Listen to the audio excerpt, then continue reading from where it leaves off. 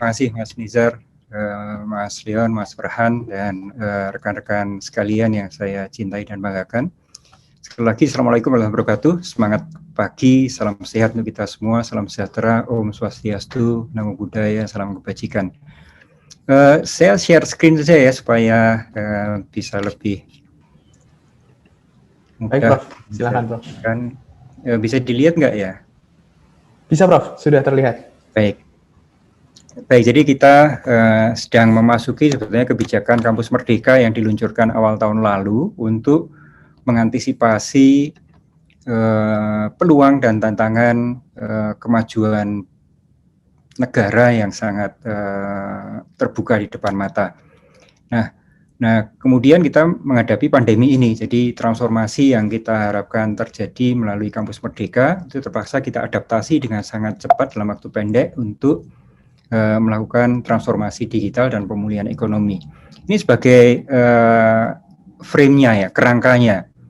Jadi kita melihat sekarang itu ekonomi dunia ada di Asia. Jadi abad ini adalah abad Asia. Ini adalah fakta yang sudah diprediksi oleh banyak ahli ekonomi sejak kira-kira 30 tahun yang lalu bahwa abad 21 adalah abadnya Asia. Dan sekarang terbukti 50% dari ekonomi dunia ada di Asia. Dan itu dimulai dari tahun 70-an dengan Jepang yang menjadi macan Asia, ekonomi terbesar kedua di dunia, yang beriringan terjadi tahun 70-an itu ketika Jepang memasuki bonus demografi yang dialami oleh Jepang di tahun 70-an. Korea Selatan yang di tahun 90-an menggantikan Jepang. Sekarang ini Korea Selatan menjadi negara paling inovatif di dunia. Nah, kemudian diambil alih oleh Tiongkok, Cina pada tahun 2000-an. Bersamaan ini kalau kita lihat di demografinya, itu Jepang ketika menjadi kekuatan macan Asia itu ketika masuk bonus demografinya. Demikian pula Korea Selatan menjadi kekuatan ekonomi yang luar biasa sekali akselerasi pertumbuhannya ketika memasuki bonus demografinya. Kemudian diikuti oleh Cina juga begitu. Tahun 2000 Cina memasuki bonus demografinya dan kemudian menjadi kekuatan ekonomi terbesar di dunia saat ini. Tapi sekarang macan-macan Asia tersebut sedang memasuki usia tua, aging society. Masyarakat yang angkatan kerjanya sudah lebih diisi oleh angkatan senior, angkatan yang tua, yang tidak produktif lagi. Sementara ASEAN, bangsa-bangsa ASEAN, termasuk Indonesia di dalamnya tentunya, itu sedang memasuki bonus demografi. Nah ini tentu tidak boleh kita lewatkan begitu saja. Adik-adik sekalian ini adalah pemilik abad Asia.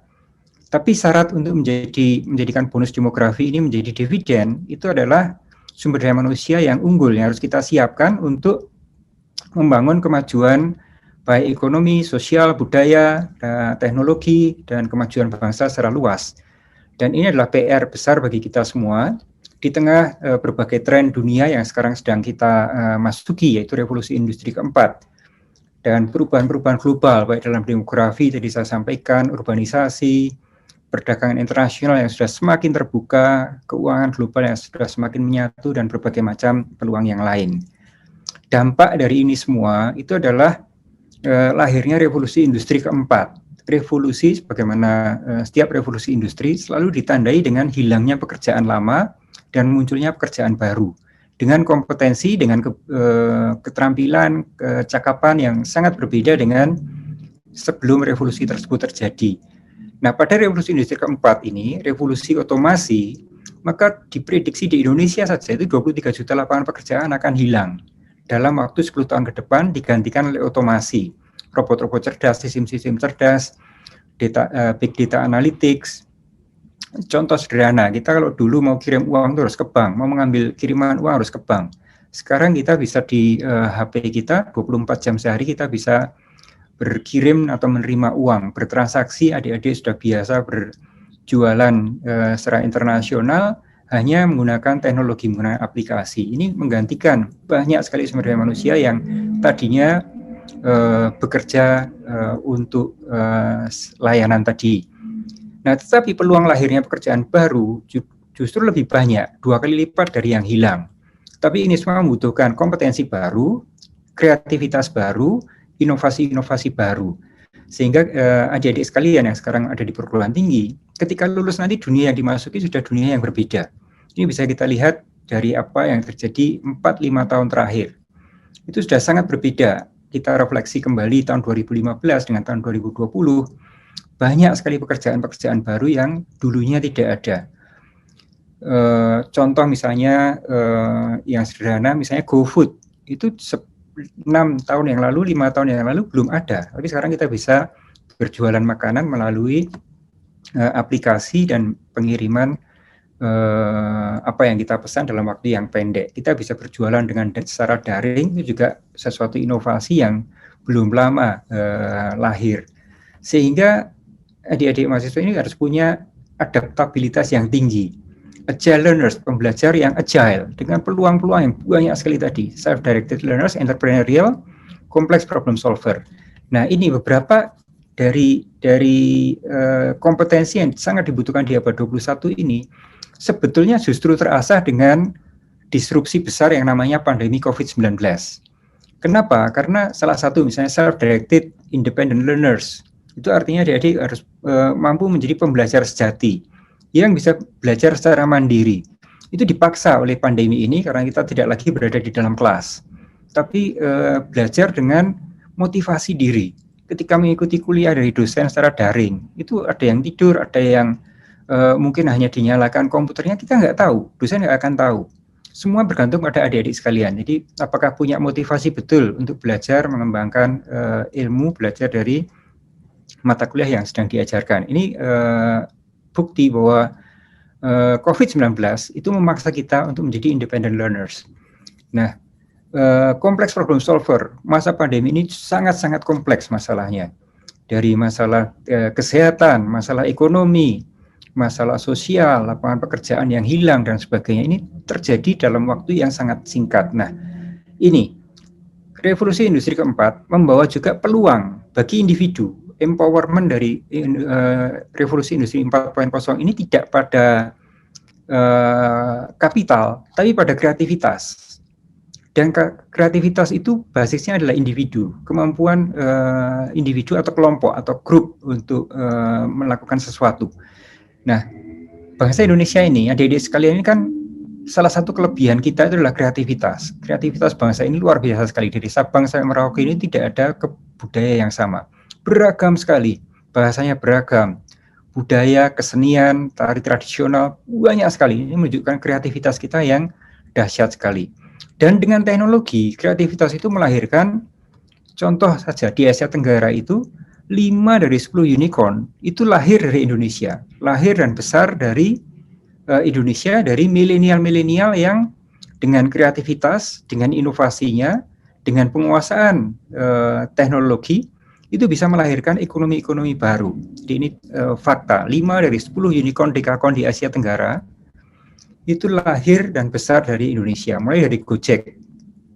Dengan nilai valuasi sekarang sudah di atas 11 miliar US dollar. Hampir 200 triliun valuasi dari Gojek. Ekonomi yang dibangkitkan itu ratusan ribu triliun dari inovasi yang kelihatannya sederhana, tapi mengawinkan antara teknologi, kearifan lokal, hal-hal yang spesifik, unik di tanah air, menjadi satu ekonomi baru. Kemudian Tokopedia, OVO, Traveloka, Bukalapak, ini semua adalah semuanya di belakang itu adalah milenial-milenial dengan kreativitas dan dengan penguasaan teknologi, terutama teknologi digital, baik itu machine learning, baik itu artificial intelligence, dan segala yang terkait dengan teknologi tersebut. Ini adalah fakta, sehingga kita harus mengakselerasi betul pemulihan ekonomi, bahkan lompatan ekonomi yang bisa kita lakukan dengan di masa pandemi ini.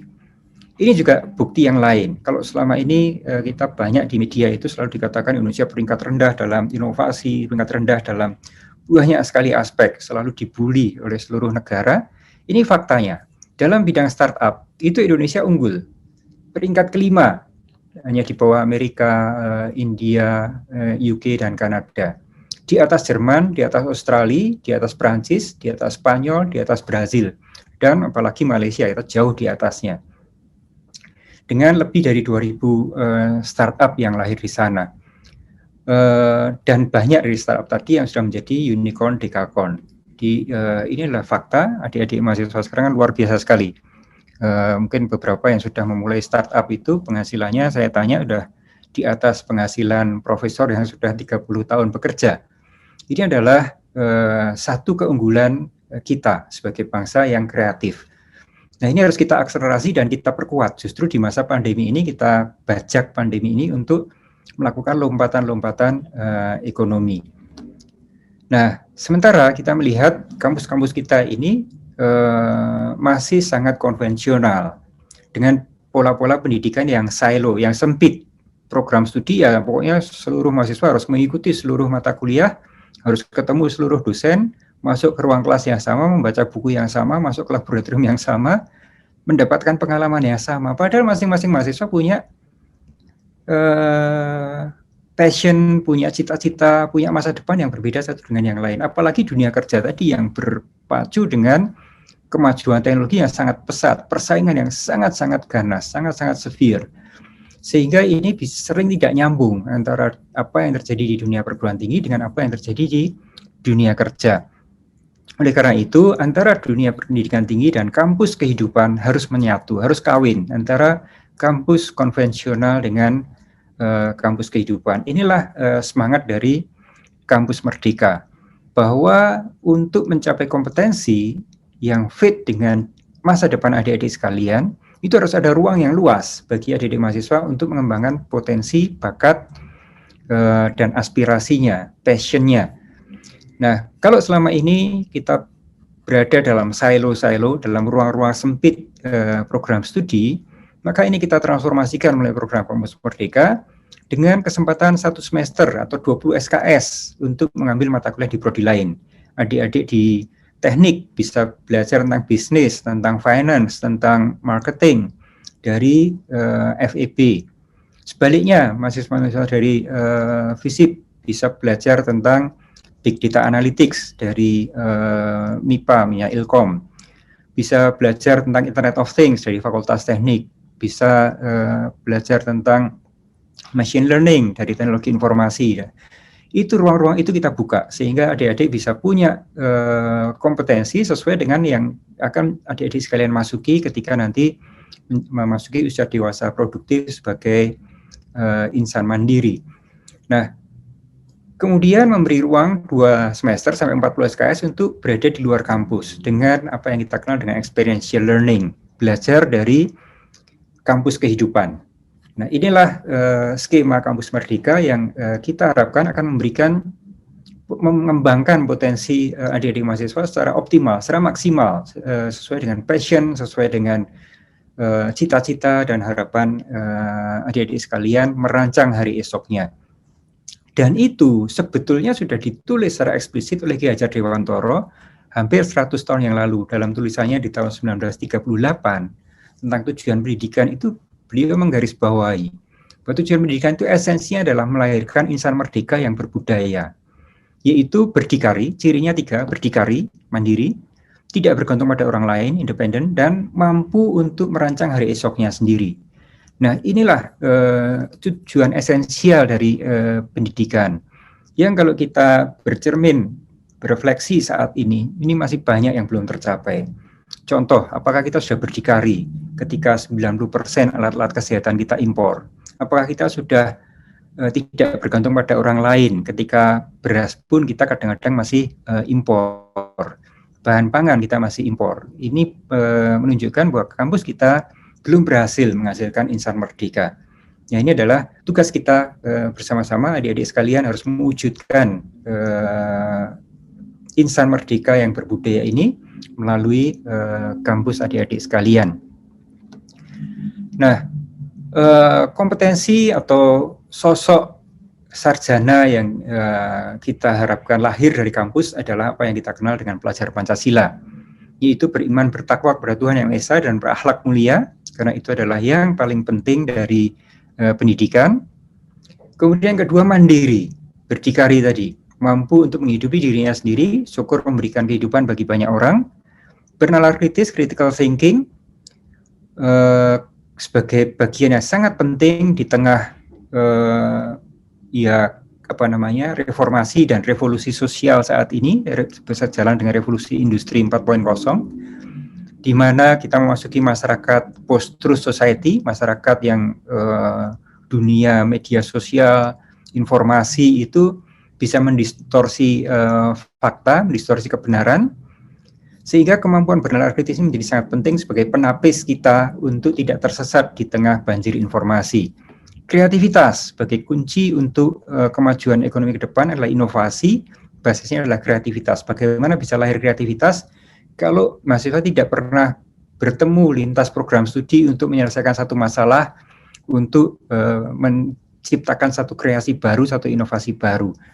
Bergotong royong, ini adalah prinsip yang sangat penting bagi bangsa kita. Salah satu kekuatan spesifik dari bangsa ini adalah kemampuan bergotong royong, semangat bergotong royong, saling menopang, saling ringan sama dijinjing, berat sama dipikul, dan berkebinekaan global.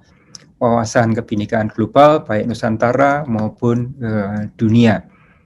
Nah, program-program Kampus Merdeka ini banyak sekali ragamnya, pertukaran mahasiswa, magang, mengajar di sekolah, penelitian, proyek-proyek kemanusiaan, kewirausahaan mahasiswa, studi mandiri, membangun desa, bela negara melalui komponen cadangan. Ini semua adalah menu yang bisa adik-adik sekalian pilih selama belajar di perguruan tinggi. Dan program semacam ini disrupsi ke perguruan tinggi dengan membuka ruang yang luas bagi mahasiswa untuk mengembangkan diri ini tidak hanya dilakukan oleh Indonesia. 2-3 minggu yang lalu saya baca di Straits Times Singapura, itu NUS sudah mewajibkan mahasiswanya di program S1 Bachelor untuk minimal 1 semester berada di luar kampus, belajar dari luar kampus, magang di industri, dan melakukan berbagai macam kegiatan seperti yang kita lakukan. Kita malah lebih kaya dari apa yang dilakukan oleh NUS dalam sisi program. NTU sudah sebelumnya, SUTD sudah jauh sebelumnya, kemudian di MIT juga sudah beberapa tahun yang lalu melakukan hal yang sama. Jadi ruang-ruang ini justru tidak hanya kita sendirian, tapi justru terjadi secara tren global untuk mengantisipasi dinamika perubahan yang sangat cepat tadi. Nah, melalui program-program ini kita harapkan adik-adik akan lebih terasah hard skills-nya, karena sesuai dengan apa dunia yang akan adik-adik sekalian masuki. Tentu magang dari mahasiswa S1 berbeda dengan mahasiswa vokasi. Kalau vokasi mungkin lebih banyak pada skills, pada know-how, bagaimana melakukan sesuatu. Bagi adik-adik S1 tentu lebih banyak pada analytical skills, complex problem solving, diagnosa, analisa, dan sebagainya di tempat kerja tadi. Membuat desain, rancangan, dan sebagainya. Soft skills tentu akan lebih terasah. Bergaul dengan lingkungan profesi, bagaimana budaya kerja, bagaimana disiplin kerja, bagaimana etika di dalam dunia bisnis, itu adik-adik akan lebih kenal melalui kegiatan-kegiatan magang. Misalnya life skills tentu akan lebih terasah. Kalau adik-adik misalnya membangun desa, akan lebih terasah betul kecakapan hidupnya. Jejaring tidak hanya jejaring kampus, tapi jejaring profesional, jejaring dunia adik sekalian masuki. Pengalaman dan bagian dari portofolio adik-adik yang tentu akan sangat kaya ketika memasuki dunia profesional, dunia produktif nantinya. Sehingga kita akan menghasilkan para sarjana yang profesional, handal, entrepreneur, sociopreneur, dan jutaan dunia produktif yang akan adik-adik masuki.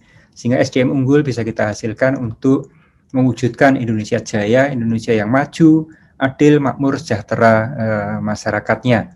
Nah, untuk itu tentu kita harus membangun kampus yang sehat, kampus yang aman, kampus yang nyaman bagi seluruh warganya untuk menjadi insan-insan Pancasila tadi. Nah, kita juga harus mewujudkan kampus sehat. Nah, sebagai ekosistem untuk lahirnya kampus merdeka tadi. Sehat secara intelektual.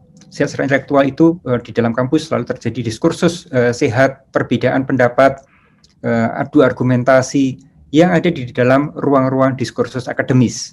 Tapi ketika bergaul, yang terjadi adalah saudara, yang ada adalah sahabat, yang ada adalah teman. Tapi ketika argumentasi bisa berbeda 180 derajat, tetapi ketika bergaul, kita bergaul sebagai sahabat, bergaul sebagai saudara dalam lingkungan komunitas yang saling peduli, yang saling berbagi satu dengan yang lain. Untuk bisa menghasilkan insan-insan yang handal tadi, tentu secara fisik juga harus sehat.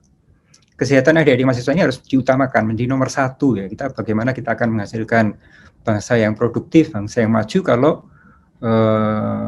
misalnya masuk ke perusahaan, tes kesehatan tidak lolos. Jadi kesehatan fisik ini juga sangat penting, physical well-being, physical wellness ini juga sangat penting. Membiasakan berolahraga, membiasakan untuk makan sehat, istirahat cukup, emosional juga begitu. Jangan sampai di kampus malah isinya stres, di kampus malah isinya problem psikologi yang akut. Ini tentu tidak boleh terjadi. Jadi kesehatan emosional harus kita bangun, emotional wellness. Kemudian social wellness, bagaimana kampus itu menjadi mata air bagi lingkungan sekitarnya. Di kampung ada kerja bakti, adik-adik mahasiswa turun bersama-sama dengan kampus untuk membantu membersihkan saluran-saluran di kampung sehingga tidak banjir. Social wellness, jadi kampus itu hadir sebagai keluarga dari lingkungan sekitarnya, memberikan warna, memberikan suasana, memberikan penyegaran dan memberdayakan masyarakat. Kemudian spiritual wellness, kesehatan spiritual di dalam lingkungan kampus, keberagamaan yang inklusif, tidak ada kelompok-kelompok yang intoleran, intoleransi tidak boleh ada di dalam kampus. Kemudian environmental wellness, lingkungan kampus yang sejuk, yang hijau, yang rindang, bersih, penggunaan air yang hemat, penggunaan energi yang hemat, dan berbagai macam kegiatan lingkungan yang menjadikan kampus itu sebagai contoh bagi masyarakat. Kemudian juga occupational wellness. Misalnya, ini kan sudah lama duduk, nah kalau sudah 30 menit berdiri, stretching, itu contoh sederhana.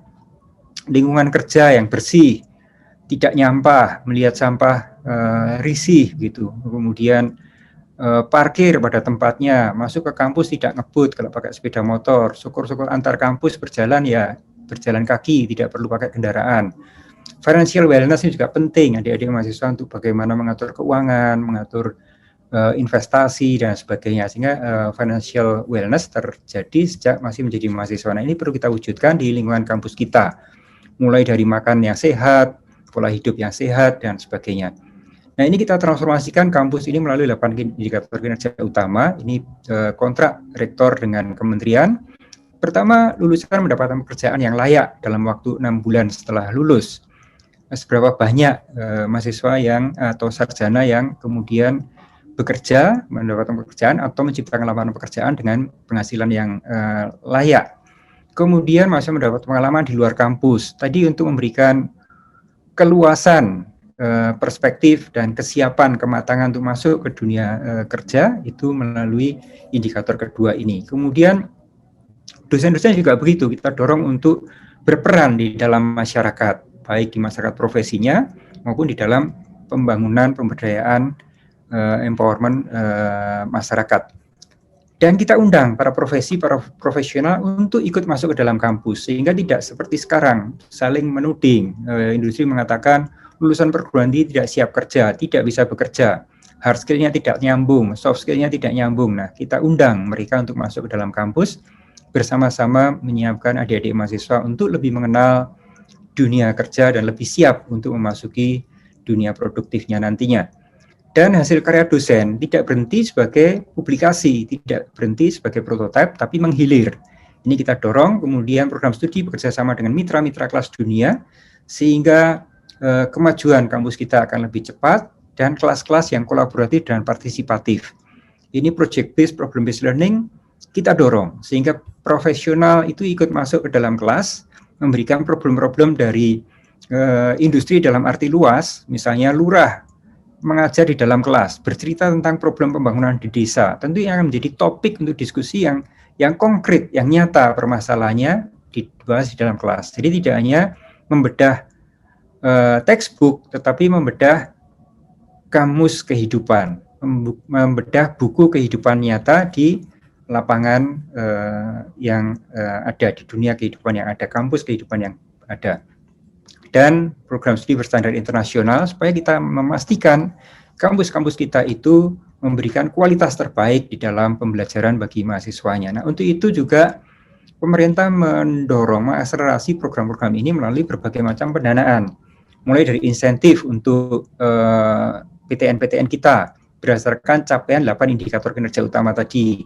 Kemudian matching fund ini untuk mendorong mengakselerasi perkawinan antara kampus dengan dunia usaha, dunia industri, sehingga karya-karya dosen inovasi dari adik-adik mahasiswa itu terhilirkan. Dan untuk itu kita siapkan matching fund, dana pendamping dari pemerintah. Untuk setiap kontribusi industri menggunakan inovasi invensi dari kampus, kita berikan dana pendamping sebanding dengan komitmen yang diberikan oleh industri tadi. Ini sudah ada platformnya, kederika.id.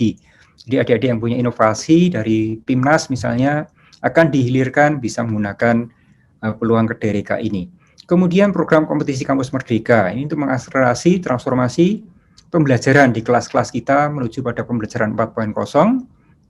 Dan yang terakhir ini yang sangat besar kita alokasikan, program kampus merdeka dengan 8 program kampus merdeka dari 9 program kampus merdeka tadi.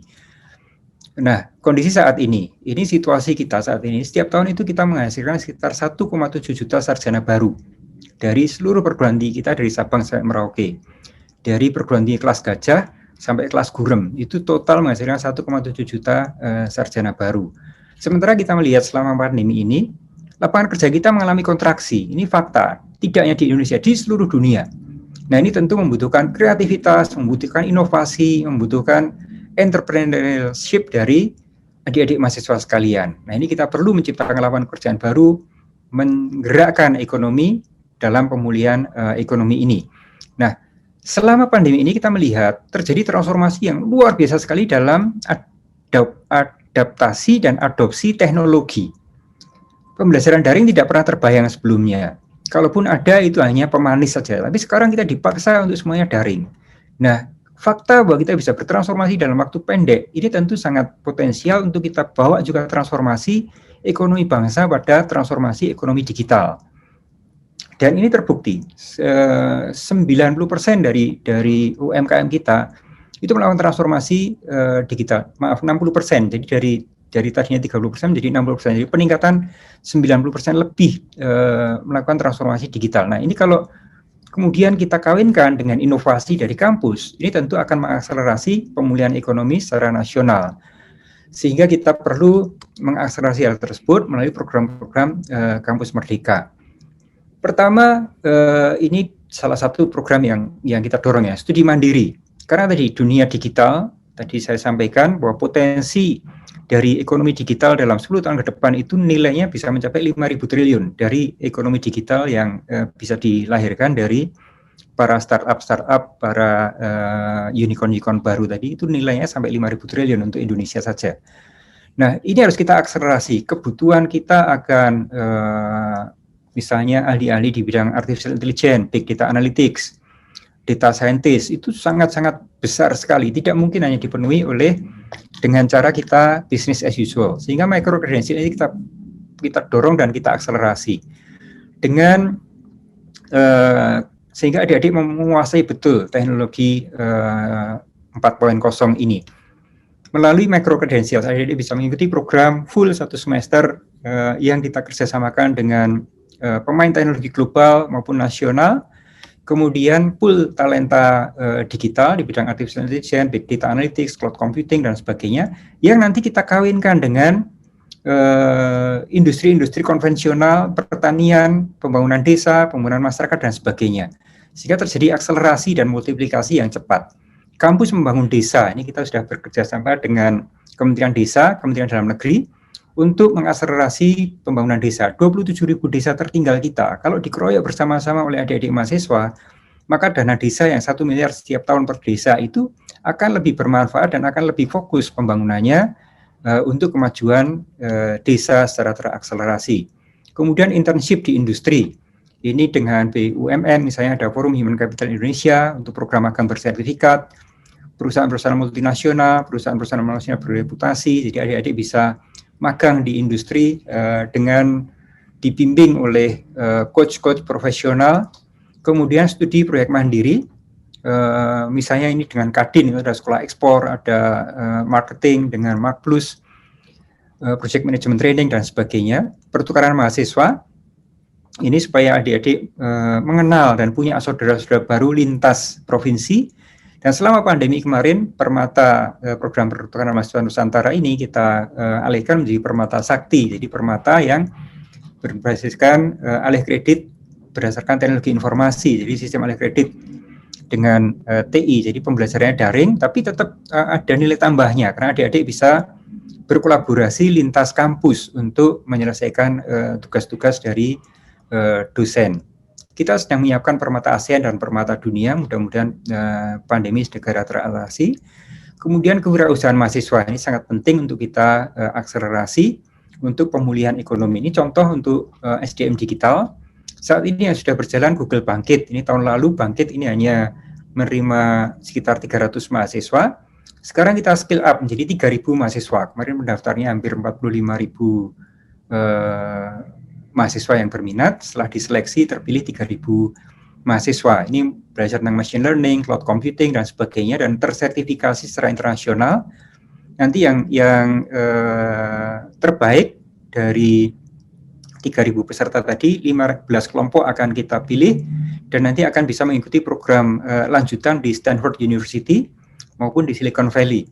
Kemudian dengan NVIDIA juga sedang kita siapkan untuk 1.000 mahasiswa, dengan AWS, Amazon Web Service, untuk cloud computing dan AI, itu 500 mahasiswa, Huawei ini juga sedang disiapkan, Aruba, dan banyak lagi pemain-pemain teknologi global, sehingga kita bisa melakukan lompatan-lompatan. Contoh misalnya dengan Bangkit ini, sekarang dengan 3.000 mahasiswa ini, kalau 3.000 ini lulus semua, bisa tersertifikasi secara internasional, itu jumlah certified programmer di bidang machine learning, Android programming, itu kita sudah akan lebih banyak dari India.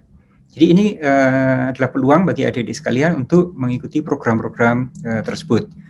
Project Based Development ini kita harapkan program-program ini nanti proyeknya pada akhir dari pelatihan tersebut, proyeknya, capstone desainnya, itu adik-adik mengerjakan problem atau case nyata, real case atau real project dari UMKM, dari industri-industri yang terlibat di dalam program ini, maupun adik-adik bisa mengembangkan startup baru berbasis teknologi.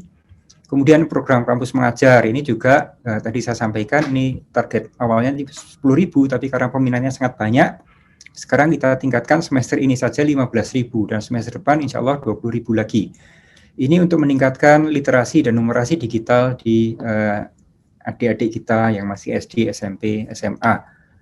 Kemudian SDM kesehatan, ini tadi Prof. Wiku menyampaikan berbagai upaya, dan salah satunya adalah melalui kampus. Selama masa pandemi kemarin, kemampuan kampus untuk menghasilkan alat-alat kesehatan luar biasa sekali. Mulai dari ventilator, masker, face shield, kemudian robot nurse, rapid test, dan terakhir kemarin Genos, ini luar biasa sekali, justru lahir di masa pandemi dengan kreativitas inovasi dari kampus, tentu kerjasama antara dosen dan dibantu oleh banyak mahasiswa, menghasilkan karya-karya yang tidak berhenti sebagai prototipe, tapi menghilir menjadi produk, diproduksi oleh industri. Ini luar biasa sekali dan ini harus kita akselerasi dan kita perkuat. Kemudian ketahanan pangan, selama masa pandemi ini, hampir seluruh sektor itu minus, pertumbuhannya negatif, kecuali 2 sektor, telekomunikasi karena semua mendadak daring, dan pangan. Produk pangan kita ini selama masa pandemi kemarin ini justru bisa membangun swasembada pangan. Kita tidak lagi impor beras selama pandemi kemarin. Demikian pula dengan produk-produk pangan yang lain, daging, telur, dan sebagainya, itu produktivitas kita justru meningkat dan ini menjadi satu-satunya sektor yang tumbuh signifikan selama masa pandemi. Nah, ini bagaimana adik-adik milenial ini menjadi petani-petani milenial, membangun pertanian milenial yang produktivitasnya menjadi lebih dahsyat lagi. Indonesia ini kan harusnya menjadi lumbung pangan dunia, bukan sebaliknya, malah banyak impor, buah-buahan impor, beras impor, padahal kita adalah pusatnya buah-buah tropis. Nah, dengan kreativitas adik-adik mahasiswa, itu bisa kita wujudkan, insya Allah. Jadi SDM Ketahanan Pangan dan Penggunaan Desa, kita sudah bekerjasama dengan Kementerian Pertanian untuk membangun petani-petani milenial. Adik-adik bisa mengikuti program ini selama 6 bulan nanti untuk membangun pertanian kita. Kewirausahaan ini juga sangat perlu untuk kita akselerasi untuk pemulihan ekonomi, baik itu co-working space, pusat-pusat inovasi di perguruan tinggi, kurikulum kewirausahaan ini juga harus kita perkuat di kampus-kampus kita. Nah, pemerintah memberikan berbagai insentif untuk pengembangan kurikulum kewirausahaan dan program-program kewirausahaan. Pusat-pusat inkubasi dan akselerasi ini juga perlu sekali kita dorong dan akselerasi bersama-sama. Sehingga dampaknya nanti tidak hanya memperkuat ekonomi, tapi juga menghasilkan startup-startup baru dan pada akhirnya melahirkan unicorn baru dan melakukan lompatan-lompatan ekonomi yang dahsyat ke depan. Jadi melalui program-program yang sudah kita siapkan tadi dengan targetnya bisa nanti bersinergi dengan UMKM untuk sektor jasa, pembangunan desa, manufaktur, pertambangan dan energi dan sebagainya. Kita akan bisa melahirkan startup-startup baru, ada spin-off bisnis dari kampus, ada pemberdayaan UMKM dan sebagainya. Nah, ini selama pandemi kemarin ini sekedar ilustrasi dukungan pembelajaran di masa pandemi kemarin, mulai dari mengakselerasi MUKS nasional, SPADA, ini sudah ada 240 perguruan tinggi yang bergabung dengan 3.000 modul yang bisa digunakan oleh seluruh perguruan tinggi secara gotong royong, secara sharing, kemudian juga paket data bagi siswa, guru, mahasiswa, dan dosen. Insya Allah akan kita teruskan sampai semester ini, mudah-mudahan segera bisa mendapatkan pendanaan. Kemudian kerjasama antar perguruan tinggi di berbagai modul pembelajaran daring, kemudian bantuan uang kuliah bagi 500.000 mahasiswa yang terdampak ekonomi, ini juga akan kita teruskan di semester ini, serta KIPK bagi 400.000 mahasiswa. Kemudian berbagai macam kreativitas kita lakukan, mulai dari pembelajaran daring tadi, itu bisa antar kampus, kemudian relawan mahasiswa untuk berbagai kegiatan kemanusiaan, proyek-proyek pengabdian kepada masyarakat untuk mitigasi COVID maupun pemulihan ketahanan pangan dan kesehatan, penelitian terapan obat-obatan dan peralatan kesehatan. Ini contohnya misalnya untuk relawan mahasiswa, itu ada relawan Rekon, itu 15.000 mahasiswa dari bidang kedokteran, nurse, public health, dan sebagainya. Kemudian yang non kesehatan juga banyak sekali apresiasi luar biasa ini adik-adik mahasiswa dengan berbagai macam kegiatan, dari membuat masker, face shield, membuat hand sanitizer, membuat desinfektan dan sebagainya, dan dibagikan ke rumah sakit, ke masyarakat. Luar biasa sekali semangat bela negara dari adik-adik sekalian, dari Sabang sampai Merauke. Kemudian juga penelitian baik dari mahasiswa, dari dosen, yang telah dihasilkan. Ini beberapa di antaranya, ada drone surveillance, ada nurse, robot nurse, ada rapid test, ada biosafety level mobile lab, ventilator, lab test, portable negative chamber, Genus, banyak sekali, lebih dari 1.000 invensi dihasilkan oleh kampus-kampus kita. Kampus Mengajar ini program yang sangat bermakna, sangat besar dampaknya bagi menyelamatkan adik-adik kita yang kesempatan belajarnya terganggu selama masa pandemi ini, adik-adik kita di SD terutama. Kemudian Permata Sakti, pertukaran mahasiswa Nusantara berdasarkan sistem alih kredit dengan menggunakan teknologi informasi, dan sedang kita siapkan Permata ASEAN dan Permata Dunia. National Virtual Career Fair, jadi selama pandemi ini, career fair yang biasa dilakukan melalui pertemuan langsung di career fair di kampus-kampus, kita lakukan secara virtual, dan kemarin diikuti oleh ratusan ribu sarjana baru. Jadi dengan bersama-sama, dengan bergotong royong, insya Allah kita bisa membangun pemulihan ekonomi dan melakukan lompatan-lompatan, inovasi-inovasi dengan memanfaatkan pandemi ini sebagai satu momentum untuk kita tunjukkan bahwa kita bisa. Kita bisa. Contoh tadi, obat-obatan, alat-alat kesehatan, itu kalau selama ini 95% impor, ternyata kita bisa mewujudkan hanya dalam waktu 3 bulan, 4 bulan, tidak berhenti sebagai prototipe, tapi sampai menjadi produksi. Ini adalah fakta, bukti bahwa kita bangsa yang kreatif, inovatif. Kalau kita mau, kalau kita bekerja keras dan kita bergotong royong antar elemen-elemen yang ada. Terima kasih Mas Nizar atas waktu dan kesempatannya. Waktu saya kembalikan pada Mas Nizar. Baik, terima kasih kembali kepada Prof. Nizar yang sudah menyampaikan pemaparannya tentang perspektif pendidikan, khususnya tadi mengenai Kampus Merdeka yang mungkin impact-nya sejauh ini sudah membantu Indonesia dalam pemulihan ekonomi khususnya. Tadi banyak yang disampaikan, mungkin Prof, habis ini kita ada sesi penanggap dari yang sudah tadi disampaikan. Cuman saya sedikit mereview tadi apa yang sudah disampaikan oleh Prof. Nizam. Banyak sekali tadi teman-teman semuanya sudah disampaikan oleh Prof. Nizam bahwa tadi yang perlu kita ketahui bahwa terjadi economy shifting yang sekarang ada di Asia, dan yang perlu kita ketahui ternyata dari 10 unicorns ada 5 yang lahir di Indonesia, yang itu menjadi sebuah bukti bahwa kita ini kompeten. Namun transformasi digital ini membuat tantangan baru, khususnya pada dunia pendidikan di Indonesia, bahwa kita perlu kita perlu agile dan juga adaptif, yang paham teknologi juga agar bisa mengikuti perkembangan zaman, khususnya di 4.0 saat ini.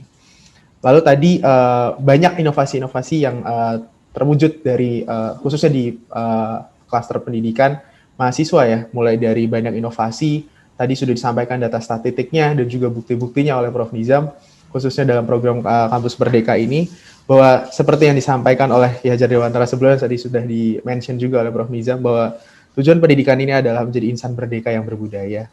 Lalu masih banyak aspek-aspek pendidikan lain yang tadi sudah disampaikan dengan komprehensif dan jelas oleh Prof. Nizam. Mungkin untuk penanggap, di sini ada Mas Farhan dan juga Mas Leon, yang mungkin akan memberikan tanggapannya. Mungkin untuk sesi penanggap ini kita batasi waktunya 5 menit saja, supaya berhubung waktu sudah menunjukkan 12:30 ya, Prof dan teman-teman penanggap. Mungkin yang pertama saya berikan kesempatan terlebih dahulu kepada Mas Farhan, lalu diikuti oleh Mas Leon untuk tanggapannya. Waktu dan tempat dipersilakan, Mas Farhan.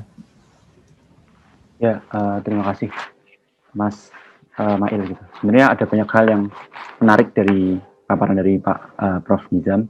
Ini karena berhubung ada waktu juga, sehingga mungkin ada beberapa hal yang menjadi pertanyaan dan ditekan terkait presentasinya. Gitu. Mungkin yang pertama, Prof. Nizam sebenarnya ingin menanyakan pertama perihal beberapa profil dari kebijakan khusus, mungkin kebijakan Kampus Merdeka yang berkaitan erat dengan pemulihan ekonomi nasional seperti itu, Pak. Nah, mungkin apa yang menjadi pembeda dari tahun lalu ketika pandemi ini baru muncul, kan setahun yang lalu seperti itu, dengan setahun yang akan datang? Apa inovasi yang mungkin programnya dihilangkan atau justru ada program ditambahkan, atau ada berkaitan dengan kuota atau berkaitan dengan jumlah penerima KIPK dan lain sebagainya, atau jenis KIPK-nya seperti apa? Mohon penjelasannya, keadaan yang existing yang tahun lalu dengan yang akan datang seperti apa? Mungkin itu yang pertama. Yang kedua, terkhusus untuk kuota gratis, kuota internet, Pak. Mungkin yang kemarin sempat tersebar kabar dan banyak di berita juga, mungkin salah satunya saya kutip dari Tekno ya, Kompas Tekno, di mana di situ dikatakan bahwasanya Prof. Nizam mengatakan bahwasanya tidak ada kuota khusus, jadi hanya kuota umum yang akan diberikan kepada mahasiswa dan siswa seperti itu. Nah, mungkin yang akan menjadi pertanyaan adalah mengklarifikasi dulu apakah memang benar kuota yang akan di-share untuk setahun ini kuota utama saja dan tidak ada kuota selain kuota utama. Lalu kiranya kapan untuk waktu diberikannya seperti itu, Pak? Karena jujur dari mahasiswa sendiri ini, karena sekaligus menyambung dari aspirasi dari mahasiswa sendiri yang memang sudah mempertanyakan udah sebulan, dan kemarin kita juga meminta penjelasan dari kampus, dari rektorat, katanya menunggu dulu dari kebijakan dari atas apakah nanti ada atau tidak, karena semangat yang dibawa adalah semangat tidak adanya double policy gitu ya, sehingga harus satu policy. Nah, itu mungkin sekaligus bisa dijawab Pak. Mungkin itu aja, dua hal itu yang kami tanyakan, juga berhubung dengan waktunya yang terbatas. Monggo, Mas Moderator. Terima kasih Mas Farhan atas tanggapannya tadi. Ada 2 poin mungkin ya, Prof. Nizam. Yang pertama tentang apa yang status existing dan ke depan akan seperti apa. Lalu yang kedua mengenai kuota internet, klarifikasi mungkin ya Prof, dan afirmasinya terhadap kuota khusus dan kuota yang tadi. Tapi sebelum saya serahkan ke penanggap berikutnya, tadi saya lupa memperkenalkan Prof. Nizam. Jadi mungkin tanpa saya perkenalkan, teman-teman juga sudah tahu bahwa Prof. Nizam ini adalah Dirjen Dikti Mendikbud saat ini, dan beliau juga merupakan guru besar dari Fakultas Teknik UGM yang dulu juga sempat menjadi dekan juga di Fakultas Teknik. Jadi sekilas profil dari Prof. Nizam.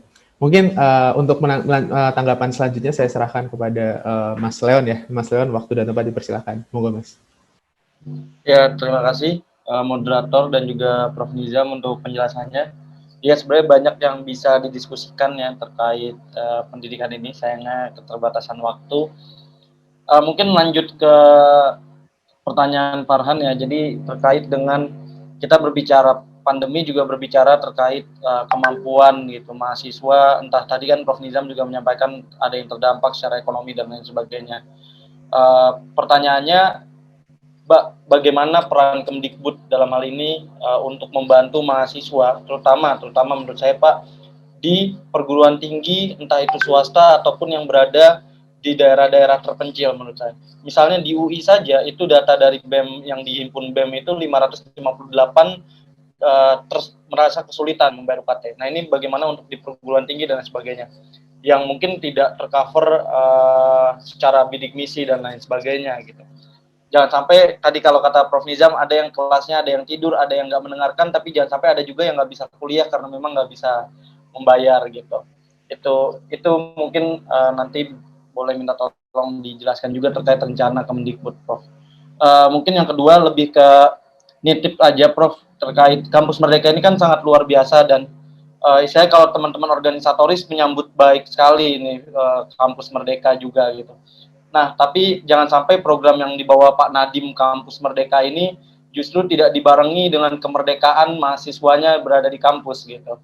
Jadi banyak sekali kasus-kasus represif, kasus-kasus drop out dan lain sebagainya yang menjadi semacam ironi dari kampus ketika menyambut adanya kebijakan Kampus Merdeka, jargon Kampus Merdeka yang dibawa oleh kementerian itu sendiri. Nah, ini ya saya nitip saja jika Prof. Nizam mau menyampaikan misalnya ke perguruan tinggi terkait dengan banyak lah, BEM UI bahkan memiliki data-data berapa banyak yang di drop out dan kampus mana saja gitu, yang kita juga sudah pernah mengirim surat ke Kemendikbud terkait permohonan untuk menindaklanjuti ke sebuah tren negatif yang ada di kemerdekaan kampus ini. Paling menurut itu saja dari saya. Terima kasih Prof untuk waktunya. Baik, terima kasih Mas Leon atas pertanyaan dan tanggapannya. Mungkin sedikit highlight tadi ada beberapa pertanyaan. Yang pertama tentang perihal pelayanan finansial juga ya, tentang UKT. Lalu yang kedua tentang tadi mungkin definisi kampus merdeka secara makro mungkin, yang mungkin tidak hanya merdeka secara akademik, tapi juga merdeka terhindar dari represif dan juga tekanan-tekanan pendidikan seperti DO dan seterusnya.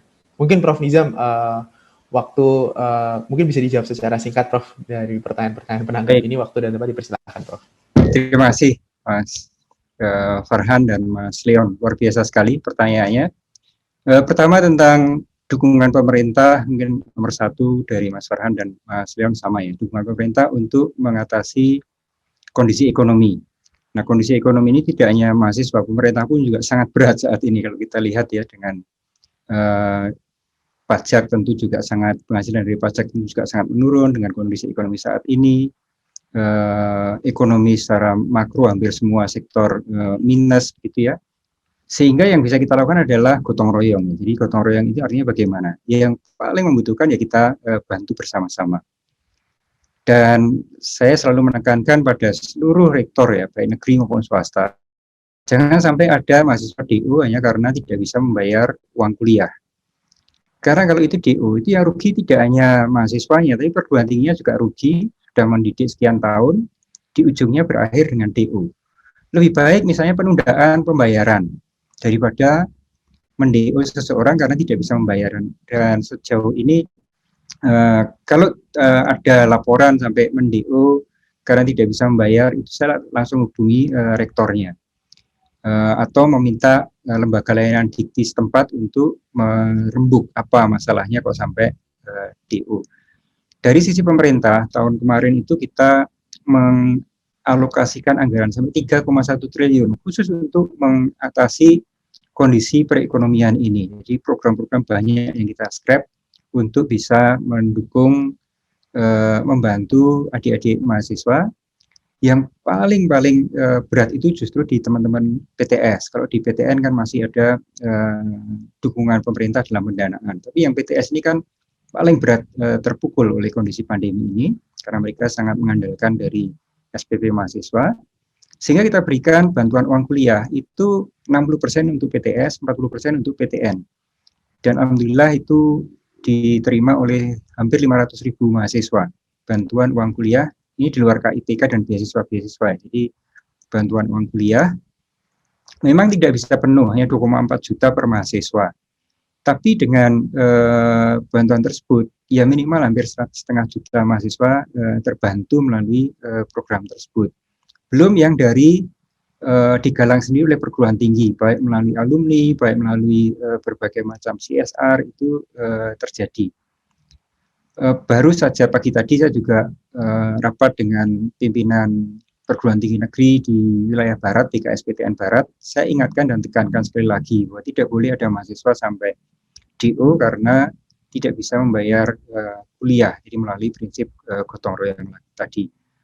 Kemudian tentang kuota, jadi kuota ini juga membutuhkan resources yang sangat banyak. Tahun kemarin itu total hampir 7 triliun untuk kuota ini karena dari mulai PAUD sampai dengan perguruan tinggi. Sehingga kuota ini perlu kita optimalkan. Tahun kemarin itu dari model kita split ya antara yang paket umum dan paket belajar. Paket belajarnya besar, paket umumnya sedikit ya. Itu ternyata pemakaiannya itu yang paket umumnya habis, yang paket belajarnya sisa banyak. Paket belajar itu kan pada dasarnya kita mem-whitelist beberapa situs-situs belajar. Tapi ternyata kan pemakaian adik-adik ini juga akses ke internet, mengambil informasi dari berbagai sumber, itu kan paketnya umum.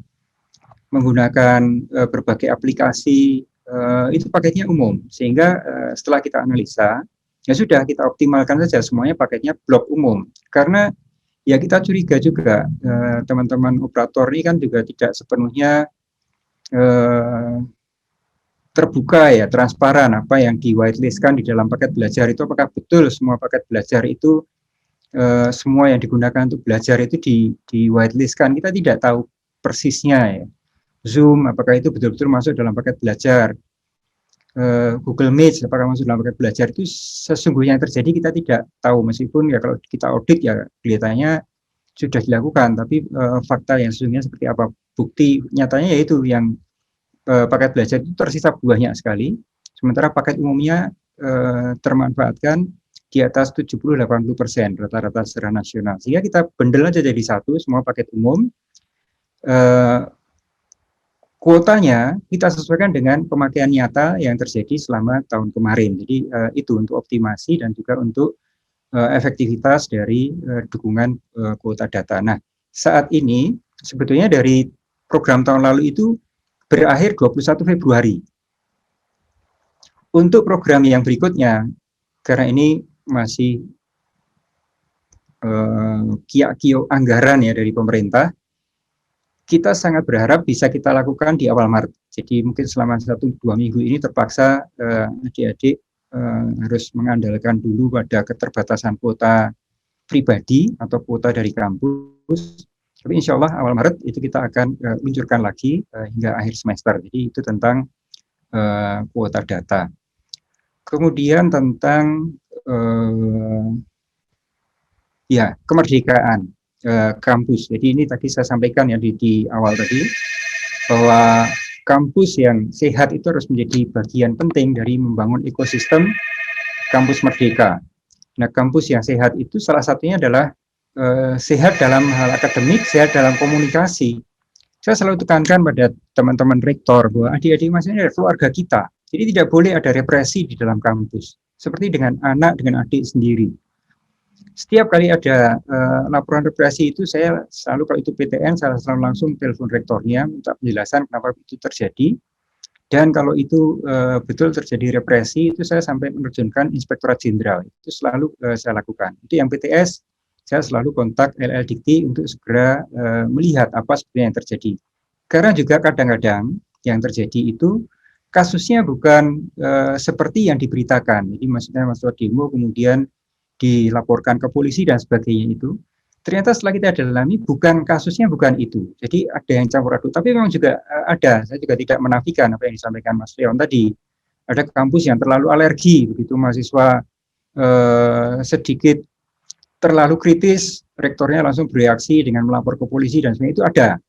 Dan itu juga saya langsung tegur dan juga sampaikan ke dikti setempat untuk mengingatkan dan bila perlu mempenalti dengan surat peringatan dan dengan berbagai macam bentuk langkah yang bisa kita lakukan. Jadi kita ingin bangun betul suasana kampus yang saling asah, saling asih, saling asuh. Saya juga berharap adik-adik mahasiswa itu tetap kritis, tapi menyampaikan dengan santun. Tidak sulit sebenarnya menyampaikan dengan santun itu. Yaitu dengan menurunkan sedikit ego kita masing-masing. Rektornya menurunkan egonya, adik-adik juga menurunkan egonya. Jadi seperti hubungan antara kakak dan adik, seperti antara ayah dengan anaknya. Itu yang saya harapkan.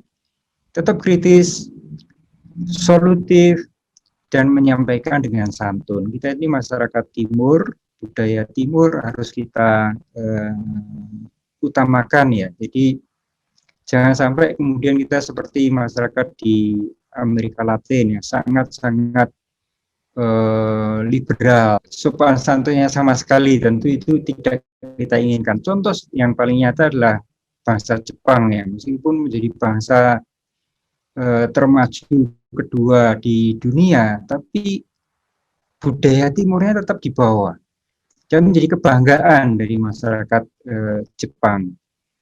Yang muda menghormati yang tua, tanpa menutup peluang bagi yang muda untuk menyampaikan kritik, saling memberi, saling menerima, saling terbuka, dan saling menyapa. Mungkin demikian Mas Leon, Mas Farhan, sedikit respon saya. Dan saya insya Allah selalu terbuka bagi adik-adik yang punya ide, punya saran, punya kritik, silakan disampaikan ke saya. Insya Allah ini bukan kali terakhir untuk kita bersilaturahmi, semakin banyak silaturahmi akan semakin baik. Terima kasih. Baik, terima kasih Prof. Nizam atas tanggapannya dari pertanyaan dari para penanggap tadi dari Mas Farhan dan Mas Leon. Mungkin karena keterbatasan waktu, saya sedikit simpulkan saja bahwa tadi berdasarkan apa yang sudah disampaikan oleh Prof. Nizam, banyak hal tentang aspek pendidikan ini, bahwa pendidikan ini menjadi salah satu rantai juga yang saling berkaitan dengan ekonomi dan juga aspek-aspek yang lain. Bahwa terjadi shifting ekonomi juga, di mana akhirnya sekarang ada di Asia dan khususnya Indonesia menunjukkan potensinya dan menjadi tantangan untuk kita semua untuk agile dan adaptif untuk dapat mengikuti perkembangan zaman. Dan Kampus Merdeka ini menjadi salah satu solusi spektrum yang kuat untuk mempersiapkan mahasiswanya, khususnya di pendidikan tinggi, untuk bisa adaptif dan agile dalam menghadapi tantangan-tantangan 4.0. Lalu banyak hal yang sudah dilakukan oleh teman-teman di kampus yang membantu permasalahan-permasalahan yang ada saat ini, apalagi di tengah pandemi COVID, seperti fasilitas-fasilitas kesehatan yang diciptakan oleh teman-teman kampus, bentuk-bentuk aspek yang lain, dan seterusnya.